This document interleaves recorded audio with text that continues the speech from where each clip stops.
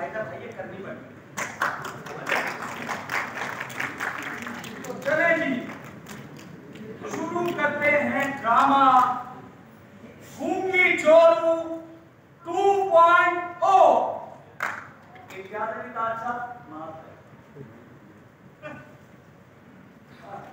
शुरू नहीं करता हूँ।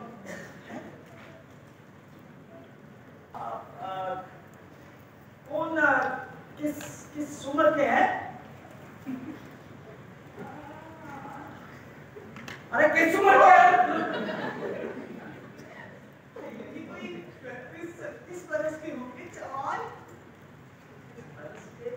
अच्छा क्या पहन के रखा है? अरे लो कपड़े, सही कपड़े पहनते हैं। कपड़ों में क्या पहन रखा है? कोट पतलून इतने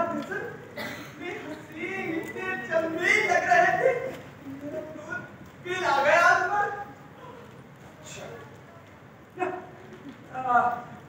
कह दिया होगा कि साहब नहीं, मैंने तो कहा साहब मुकदमे का फैसला लिख रहे हैं। फिर क्या कहने लगे, हमें आज की गाड़ी से वापस चले जाना है। मेरा ये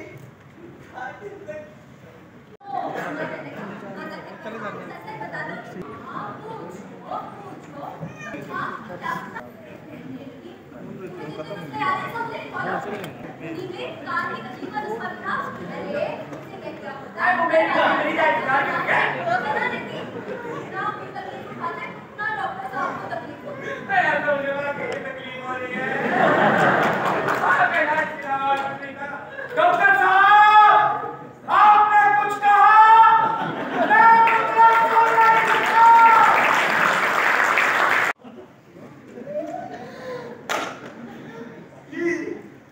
आपका साया उसके सर से उठ चुका है, उसकी सारी जिंदगी का दारो मदार मुकदमे पे है।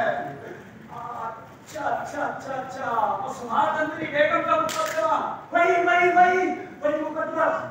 अगर जीत गई जो कुछ हो सका हमारी नजर भी कर देंगी।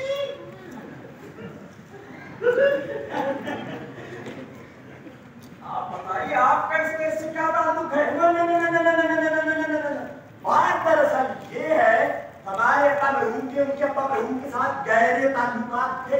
ताल्लुकात क्या, मनी अब्बा जान तो नौकरी भी उन्हीं की वजह से मिली थी। खुशकिस्मती देखो, इधर तुम्हारा ट्रांसफर जाओ और मुकदमा तो आज तुम्हारे पास। इसमें क्या है, इतना जोर लगा है ना? तो ये है शान नज़ूल है। अब कहो कुछ बात भी करते हो भाई, क्या बात करते हो? तुम्हारा काम हो, मैं पहलू नहीं करता हूँ। ये सही यूं करो कि जो साहब मुकदमे की पैरवी कर रहे हैं ना, उन साहब से कहो कि मुकदमे की तारीख करीब आए तो जरा मुझसे मिल जाए। जरूर, इसकी ताकीद तो मैं करता ही जाऊंगा।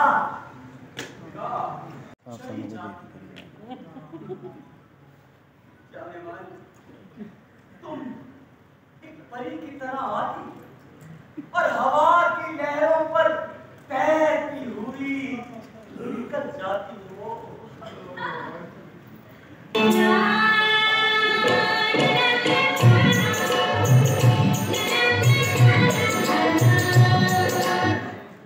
जानवान, तुम एक सुहाना सपना हो, कुदरत का मौजूदा हो। और एक कोयारी को छोड़कर दुनिया का ऐसा कौन सा वस्फ है जो तुम में मौजूद नहीं?